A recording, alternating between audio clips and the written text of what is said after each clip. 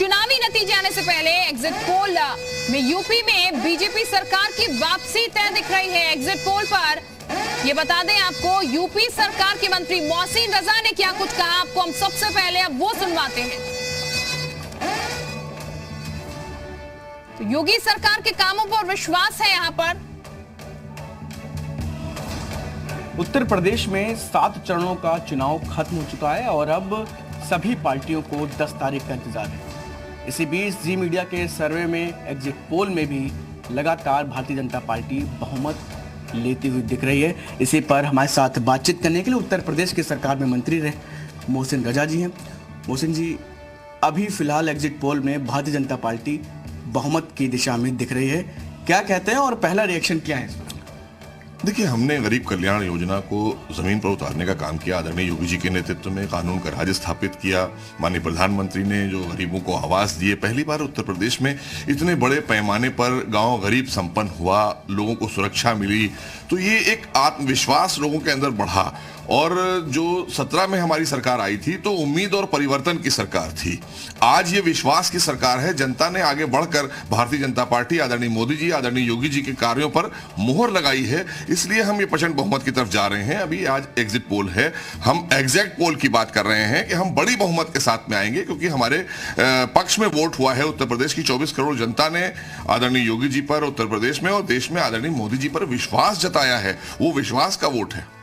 क्या लगता है आपको कि अखिलेश यादव की तरफ से तमाम मुद्दे ऐसे उठाए गए, सरकार को घेरने का प्रयास किया, उस लगता नहीं कुछ उनको लाभ मिलता हुआ? चाहे पश्चिम में किसानों के मुद्दों की बात की हो, पूर्वांचल में अन्य मुद्दों की बात करते रहे, क्या लग रहा है कि जो है पूरी तरह से नाकाम रहे अखिलेश?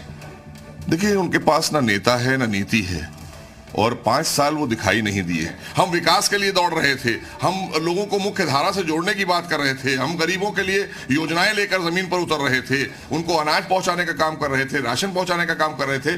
वहीं नकारात्मक राजनीति कर रहा था विपक्ष, और जब प्रत्याशी डिक्लेयर किए तो वो पुरानी प्रवृत्ति पर आ गए, अपराधियों को ही देने लगे। जेल में बैठे हुए अपराधियों को टिकट दे रहे थे, बेल पर आए हुए अपराधियों को टिकट दे रहे थे। तो जनता ने इनको 17 में इसीलिए नकारा था, आज भी नकारा हुआ है। आदरणीय योगी जी के ऊपर पूर्ण विश्वास है। देखिए, एग्जिट पोल में जो नंबर्स आ रहे हैं उसमें करीब 230, 240 अलग अलग जगहों पर अलग अलग सर्वे में चीजें सामने आ रही हैं। कुछ सीटों का नुकसान भी होता हुआ दिख रहा है भारतीय जनता पार्टी को, इस पर क्या कहेंगे? मैंने कहा ना कि 10 तारीख को जब एग्जैक्ट पोल आएंगे, आप देखेंगे परिणाम पिछली बार से बेहतर परिणाम आएंगे, क्योंकि हमारे खिलाफ कोई एंटी इनकम्बेंसी नहीं है।